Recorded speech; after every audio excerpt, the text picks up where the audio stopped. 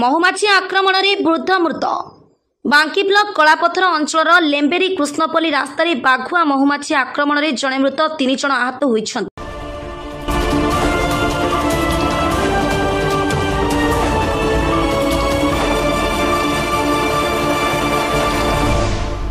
ଆଜି ସକାଳୁ ସକାଳୁ ମୁଗ ଜମିକୁ ଯାଉଥିବା ବେଳେ ମହୁମାଛି ଆକ୍ରମଣରେ ଶିକାର ହୋଇଥିଲେ ଲେମ୍ବେରୀ ଗ୍ରାମର 4 ଜଣ ବ୍ୟକ୍ତି।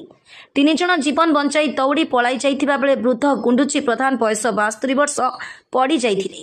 ଗ୍ରାମର କିଛି ଯୁବକ ଉଦ୍ଧାର କରି କଳାପଥର ଡାକ୍ତରଖାନାକୁ ଚିକିତ୍ସା ପାଇଁ ନେଇଥିଲେ ହେଁ ମୃତ ଘୋଷଣା କରିଥିଲେ ଡାକ୍ତର। ଏବେ ବୃଦ୍ଧଙ୍କ ମୃତ୍ୟୁକୁ ନେଇ ଖେଳି ଯାଇଛି ଗାଁରେ ଶୋକର ଛାୟା।